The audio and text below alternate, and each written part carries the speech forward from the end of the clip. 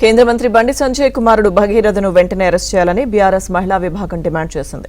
Minor బాలికను మోసం చేసిన వారిపై చర్యలు తీసుకోవాలని కోరుతూ తెలంగాణ మహిళా కమిషన్ కార్యదర్శి పద్మజను కలిసి వినతి పత్రాన్ని అందజేశారు.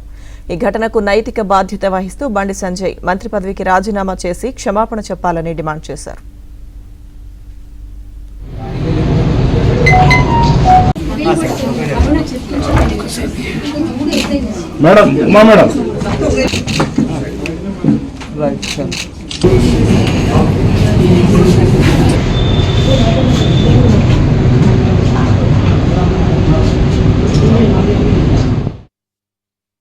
సంజయ్ గారి కుమారుడు ఒక 17 సంవత్సరాల బాలిక పైన 3 నెలల కంటే ముందు నుంచి అనేక రకాల అరాచకాలు చేసి అమ్మాయిని వేధించి ఆ రకంగా మానసికంగా శారీరకంగా అన్ని రకాల ఇబ్బంది పెట్టి ఆమె పైన అత్యాచారం చేసిరయ్యా నాకు రక్షణ కల్పించండి అని చెప్పేసి ఇవాళ ఫిర్యాదు చేస్తే ఆమెను పట్టించుకునేటువంటి పరిస్థితి లేదు.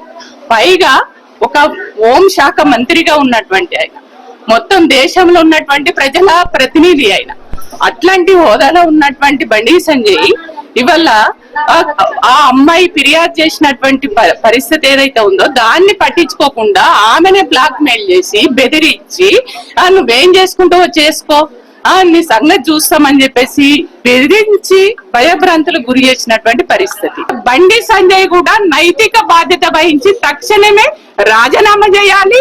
ఇవాళ నరేంద్ర మోడీ గారు నిజంగానే మీరు మాటలలో నిజంగానే బేటీ బచావో బేటీ పడావో అనే నినాదం ఏదైతే ఉందో ఆ నినాదం మీరు నిజం చేయాలనుకుంటే బండి సంజయ్ ని వెంటనే మంత్రి పదవి నుంచి తీసేసి నిజంగానే ఆయన తక్షణమే రాజీనామా చేసే విధంగా మీరు చూడండి అని చెప్పేసి నరేంద్ర మోడీ గారిని కూడా కోరుతున్నాం.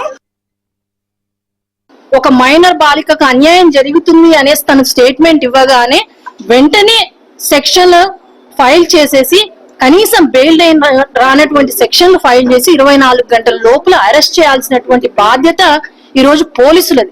అలాంటిది ఈ రోజు 72 గంటలు గడుస్తున్నా కూడా ఎవరు నిందితుడు అనేసి తెలుస్తున్నా కూడా మెజిస్ట్రేట్ ముందు ఈ రోజు వరకు ప్రవేశపెట్టింది లేదు, రిమైండ్ చేసింది లేదు.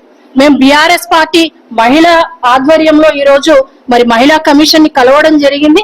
మేము ఒకటే డిమాండ్ చేస్తా ఉన్నాం, ఏదైతే మైనర్ బాలికకు అన్యాయం జరిగిందో తక్షణమే పోలీస్ శాఖ వారు సదరు బండి సంజయ్ గారి కుమారుడు బండి భగీరథని అరెస్ట్ చేసి వెంటనే మెజిస్ట్రేట్ ముందు పొందుపరచాలి.